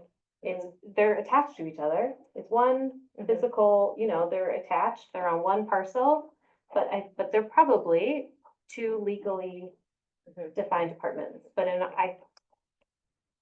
my concern is that we would treat that as one unit. One property. One property. Yeah, it would be, but so far. So how would you exclude that? What would be, I'm not arguing against you, I'm trying to Yeah. follow the logic. If say we were wanting to protect the, I don't know, let's say on Campbell Avenue, it's the apartment right next door. It's the backyard where the grill is. Say you wanted to protect all of the structures on Campbell that are shared. Well, imagine that they're rentals. But they're all different parcels. So it's not an issue on Kimball. They're all So different tax parcels. Jen's block is a better example on Main Street between Chestnut and Academy. On the south side of that block, there are two structures that are single buildings owned by one owner, but there are two units. Right, it's a conjoined isn't the right word, that's like a twin, but right, they're attached units. Okay, so right now, a family lives in one part of each of those houses and rents the second half. Yeah, And they could become yeah, owner occupied and a short-term rental, and that unit comes off the market for Yeah. long-term rental. yeah. So that's the scenario Yes, that that's you're, the scenario. so is it helpful to, see, this is where bringing in multifamily makes things complicated, right? Bringing in those other zones, because it's hard to follow and understand the difference between, like, if you were to say two-family home, we exclude two-family homes. I'm just throwing that out, then why is that, how is that different than? I think the proposal would be something like using the definitions from the county. The host must live in the same like unit or whatever it was of the county as where the short-term rental is. I think that's what I'm trying to get to. I mean, it's finding those definitions that separate one from the other, and we were talking about the other week about having a building inspector make sure that none of these short-term rentals are legal specifications, and now we're saying Don't go into inspections, cause that's a whole only- different can of worms right now. only the illegal I think we're- inspected shapes. Hey, but don't go down the inspected path yet. 'Cause I that's think gonna we're confuse it going more. in circles. I do too. And I think some of it is on definition. I can try to write. That's what I was gonna using suggest. Whatever the language is from the county, Yeah, county, and try to write this out as my understanding of what our current proposal allows and what I would suggest. as we've got a block of time until we're coming back together as a group to discuss this. I think trying to get at what you're describing in that way is a good thing to come back with. Yeah. Okay. Just sort of to like further pull us out of this rabbit hole. That I think the thing that strikes me about this conversation is like, if we don't understand this, how can we expect people to Yeah, understand? right, it? Like, exactly. I mean, this is, we have to make this Super simple. So easy. as easy as possible with all the guardrails in mind, and like, I get where you're going, but this is because we've been talking about this for Yeah. decades. For a person who's just gonna look at this, I mean. Yeah.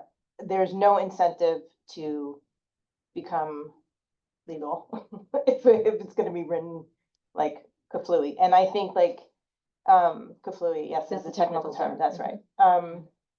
So perhaps we need to pull ourselves out of it a little bit.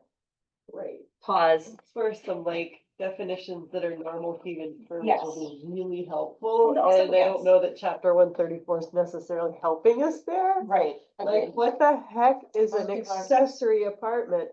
So, So. Wait, I'd like to, hold on, we have to push back on that, Eliza. It has to be tied to chapter 134. I Legal- get course, it, of I course. get it, I'm not, I totally understand that, but a couple terms in here for the layperson who's trying to apply for this, like. Oh, I see what you mean. This isn't here's a bedroom or a bedroom suite. Here is an apartment because it has a bathroom, a kitchen, and a bedroom. Here's a house Right. because it has more than one bedroom, a living space, a bathroom, and a kitchen. Like, Maybe some But we're- element of but we're- it is, go ahead, go We're ahead, not Jen. gonna, we're not gonna define stuff like that. We can't define it in that weird way in the law. It has to be these legal terms. Well, And the Jen, pro- I think it's worth inquiring. Both seeking, I would like to refer it to the zoning board and get some of their thoughts, because there's a good set of brains at that table. And again, they're going to be the ones applying the law. Is everybody comfortable with that? And B, I think what we are driving toward is language that makes the code accessible, not replacing the legal definitions, but expanding language in a way that makes those legal definitions makes sense, accessible yeah. and clear. Yeah. Is that what you mean? Yes, Yeah. yes. Which might not be part of the actual code. It Right. might just be a separate sheet of paper saying, It could here's what be. you need to know. Yeah. And if we can start with maybe- that, Yeah, I and think maybe that's, more maybe we could do something, that has like that descriptive language. This is what this would look like in a house with your bed, like a visual or something, because I think we all know some of the properties that we're talking about here, like, it's a small community, there's no secret, but having some sort of, I don't know if a visual representation is necessarily the way to go, but something so that people can understand, okay, does my home fit this category or fit this category? And if not, then I cannot apply for this permit, or I can apply for this permit, or I get one permit or whatever it is. And just like we did with parking, right? There's the legalese in the code, and then there's the interpretive supporting documentation, right? That describes who can get a permit. So that's a really good point to bring us all back to reality, is we don't need to solve this needs to create the legal framework. It doesn't need to solve every communications issue. and it's becoming hard to talk about what we want when we're just looking at the document, because it does have to be complicated. Right. And we can just step back and say, let's, what do we want here? So it's Right? 8:45. I'm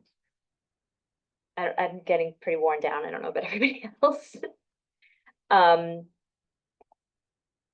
Can we just touch on what the continued discussion is? And some of it is supporting documentation. Could we go back to the slides, please?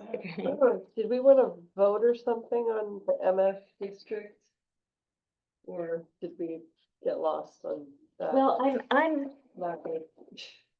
hesitant. I'm hesitant until we make sure we've addressed Laura's question in a way to make sure we're not creating unintended consequences. So I'd like to table that if. Yeah. Okay. Probably someone else. Okay. Okay, so So that brings that down into that category of for continued discussion is MF. Accessory structures is our continuing conversation. The multiple space option for a property owner that Eliza started, wherein you might have an apartment that you vacate during West Point week or whatever it might be, and you live in the smaller unit and want to rent out the house. Bigger part, How does, right, how do we so- make that possible? Yeah. Or do we want to make that possible? Well, that's the question of 2 permits allowed or just 1 permit. Well, does it have to be 2 permits? If you get But let's- 1 permit. Let's for your not, whole let's not property? discuss it tonight. Let's know that's a topic we want to discuss. Okay. Because I think it is worth talking about Yeah. because it is a model that is used, right? I can make more money renting out my upstairs than I can my unit, so I'm gonna live in the small unit and rent out upstairs. Right, but when there's nobody up there, I wanna live in my nice big So, house. so how do you get to flexibility with permit if that's what the board's interested in doing? And then the other thing we have not closed in on, is inspections and frequency. And I just want to raise for you to think about until we meet again. I do have a concern about an unintended consequence with inspections. If we are, what the code enforcement officer has recommended is commercial fire inspections, like any other business with egress, extinguishers, et cetera. We had some discussion about building code as well. Here's an unintended consequence. I have a building in the historic district, and the only way for me to make my space usable as a short-term rental, if I have to comply with all codes, is to put a fire escape on the back or on the front. And I'm worried about driving physical changes in historic structures to accommodate short-term rentals if we go down the path of building. And particularly because I'm understanding the attorney to be advising us that these are not our liabilities, right? That the liability needs to be with the business owner. So we don't need to talk about it further tonight, but I'm throwing that out for you to think about. Also, Go ahead. Greg Warner shared the commercial fire inspection sheet with It's really me. basic. It's very basic. I should have forwarded it earlier. I'll forward it to everybody. I think we wanna like look at what others do and compare it. But to know what is happening now in Phillipstown is super basic. Okay, so those are continuing conversations that we need to have. In terms of getting to a public hearing, which I just like desperately want to do at some point. We need to redraft based on our continuing discussions, make the changes that we're talking about. Incorporate the outstanding comment from the village attorney. I'm suggesting refer to the ZBA. The staff needs to review. We have a draft now of process, but as we know in our first read, there are questions we need to ask and solve about permit process. And staff needs to do that since they'll be the one carrying it out. And then we need to close the discussion on software. Based Fees, did we talk about fees? fines and fees. Yes, sorry, that was on my, That was On on the list, yeah. yeah, No, permit, just permit the fine and last fee part. schedule is continued discussion right there.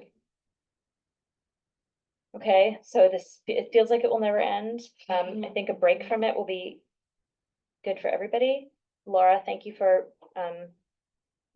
talking to Granicus. Thank I'll you, follow up with you. Karen. and thank you too for having a look at county definitions. Jen, thank you very much. No problem. Thanks, Jen. It's 10, now 8:50. Is the board interested in contemplating public comment this evening on agenda items? We should. I can't see, do we have any other public? And I can't see this. Can you stop the share and There he goes. Yeah. Let's not be sure. Okay, so I would make a motion to accept public comment on agenda items. All in favor? Aye. Okay, did I see you raising a hand? There's a hand. This- I'm attempting to Yes, raise it. please? What's it? We're gonna take hands in the room first, and then we'll take our online visitors. All right. Yes, I'd like to make a comment. Should I stand, announce? Yeah, just Phil name- Heffernan, 9 Church Street, Cold Spring, New York. Owner of the property for 35 years. I was a conventional landlord.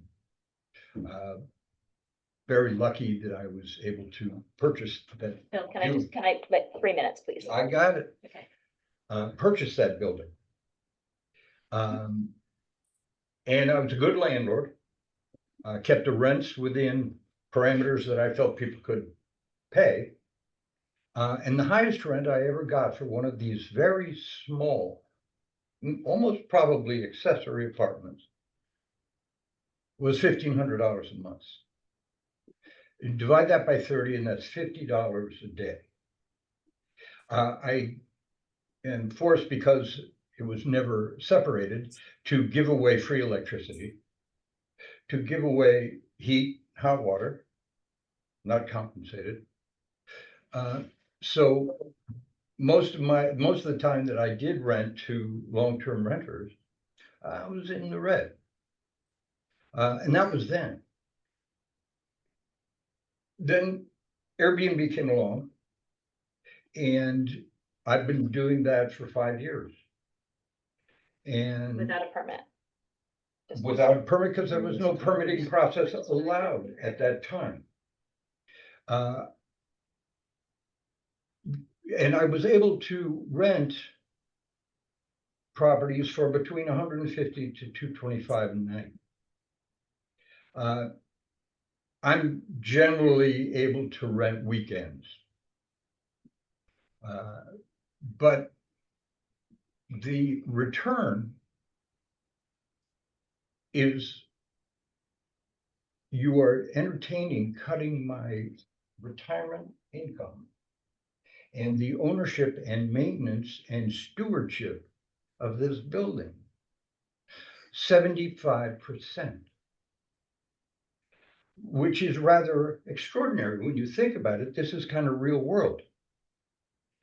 Can any of you afford to live where you are at 75% reduction in income? I doubt it. Every window in that building is an antique. Drafty, 1 minute? barely operable. I'm taking out underground oil tanks that were put in 50 years ago. I'm forced to reconfigure my entire oil and heating, and I can't do mini splits. It's mini splits because they're ferociously expensive and ugly. So I just wanted to add a real world hardship that you're proposing, and there's the 5 of you, to a long-term resident who has fulfilled his obligations as a community member. Thank you for letting me talk about Thank this. you. Okay. And thank you for sitting through the evening. We will, obviously, everything will go to public hearing and you'll have an opportunity to No, comment no, no, again. no. I want to talk about this now before you've written it all up, because. Understood. I'm saying it's not your last chance. Public hearing because it's too late then. Thank you for coming in. Okay. Thank you. I didn't see who was trying to speak online. Hands, if you're looking to comment, our online members. The view where we see everybody on Okay, the so- street. Hey, I'm raising my hand. Hello. We're looking to see who's raising hand. He's- Hang on, we're he's looking for you. physically raising his hand. Okay, name and address, please. Hi. Oh, you just left us. Hi. Am I on? Yep. You are. Okay, yes, 204 Main. Hi, Aaron. Hi, Kathleen. Hi. How are you? Yeah, so sorry for barging out. The kids had to be put to sleep, so, and I'm sorry for barging in as well. Apologies. No worries. So I was not familiar Your with. name for the form. record, sir? My name is Vlad Must. My primary residence is 204 Main Street. I do have a second house, which is 41 Main Street, which is mostly intended to host my in-laws and my parents. That's going to happen about 30% of the time, and I'm trying to solve for the difference. So it's not even actively listed right now because I had the hardship of sustaining some significant damages to the property, which took about 2.5 years to make whole, and I'm just, rounding the corner on that. The damages, even after reimbursement of insurance costs, were roughly the original cost of the property. So significant hardship there. Prior to that, I also was an active Airbnb renter for another property on Morris, which I did for 5 years without a permit because there was no permit in place at that time. And I must say that, we were very selective and very responsible about who we let in. It was exclusively families, and, it was a high-end property. So we were very concerned about damages and, something that could go wrong under any circumstance. I think that is somewhat self-regulated. But the main point is that all our neighbors and everyone, like basically only our neighbors really knew because we were so discreet about it. And everyone else barely knew about the whole thing. So my question to you is, if whatever you're proposing right now seems to have an impact on me directly, and I'm quite disappointed about it because, I am a resident. I'm trying to play by the rules. I'm totally open about, everything, trying to be transparent about, my occupancy rate, et cetera, et cetera. But what infractions have I really, incurred that would lead to any taxations here? Like, if you're gonna try to put some restrictions on it, which I agree with, it should be based on penalties and punish the people that are actually, making bad decisions and taking in tenants and living, God knows, Manhattan or Hong Kong or whatever, and just renting out their residences full time. And there's a thin line between all this stuff, but why not penalize people that don't play by the rules rather than penalizing the residents of this town? Thank you for your comment. Anyone else? Yeah, hi, Pete Farrell, 191 Main Street. I'm a STR owner operator. I just wanted to state, and thank you for the meeting and allowing me to speak here, that the STR income that I get is really helping me pay my bills. Helps me pay my mortgage, my utilities, and at the end, I try to help my kids out a bit. But it is really keeping me in my home and allowing me to remain in the village of Cold Spring. So any of the proposed changes that you're making could have a negative impact on my household income. So I really, I'm really concerned about some of those changes. One of them is the nightly minimum requirements that guests must stay for 2 nights. To my knowledge, Cold Spring is not a 2-night town. Most of the guests that stay in my place, I'd say 70% of them are here for 1 night. So I haven't done the numbers on that. I haven't thrown it into Excel and breaking it down from a data perspective, but that is really the reality I'm dealing with in my world. And any changes could, again, impact the ability for me to stay in the home that, I raised my kids in and in the community where my kids were born and raised. So I asked the board to think about those changes as they're going through those discussions and the negative impacts they can have on long-term community members such as me. Thank you. Pete, can I ask you a question? Yes. So I understand you to be saying that, I don't know if it's a majority, but a decent chunk of your rentals are 1-night stays rather than 2-night stays. Correct. Okay. What is currently in the code in the standing code on the books is a 2-night minimum. That's something that we have not discussed in this iteration, and I think that is worth discussing again. So I thank you for raising that. Yeah, I think that provision was for unhosted because there were house parties and Airbnb Yeah, I think it's a legacy. Right, but since we're making them, you know, if we move towards making them all hosted, that problem would no longer be. So I don't see why we would need it to be two days versus 1 day. It's a discussion to have. Thank you for raising it. Yeah. Thank you.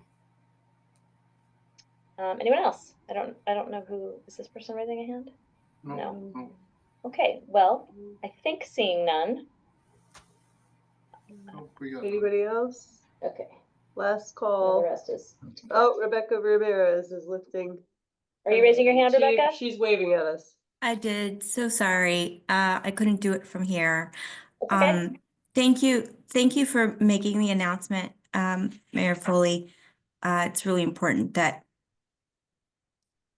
you know, as many residents know and can participate in the process, and feel that they can be part of that, you know, shaping. Are you talking Um, about the DJS right now, just for clarity for everybody else? Yes, I'm so sorry. Yes. Okay. I just wanted to announce that the public hearing date is January 14th. And that the public comment period is from December 4th through February 2nd. And then if anyone was Just a interested, Question on that public hearing date. How do you make a public comment on a Sunday? Could we let her finish her comments, please, first? Before we interrupt. Okay. Sorry. sorry. So if you go to hhft.org/news and then you look on the announcements, it will be there. I have the afternoon sessions on Tuesdays, Greg. So February 2nd is a Sunday. No, I think The hearing's on the 4th. The end of the That's public the end comment. of the right? public comment. The public hearing is held on January 14th at 2 p.m. and 6 p.m. But you're asking, I think what you're asking is how are you closing a public comment period on a Sunday? I think they're submitted. If it's submitted received email, by the like it's second. a Received by date. Okay. Is that correct? It's a received by date? Yes. So it could be, someone could send an email on the morning of Sunday the 2nd. Yeah. So if you'd like to speak, you do have to register to provide the verbal comment at the hearing, but written comment is accepted through February 2nd. Okay, thanks. Thank you. You're welcome. Rebecca, when do you think that the paper copies are going to be here? Lori said sometime next week, but do we mean beginning of the week, end of the week? Yeah, so we were told that it would be about a week. So I could make a request from this, you know, to see if they could possibly put a date on that announcement that was sent out. But it was supposed to be a week, yeah.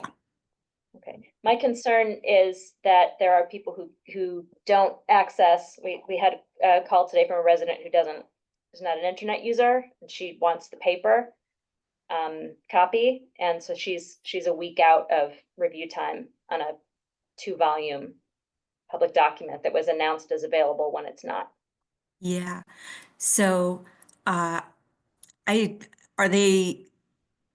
so with the master plan that was like at the different municipalities, people, I think they think that they can take it and No, that's not, we have a review copy, but this person was asking to see the paper copy.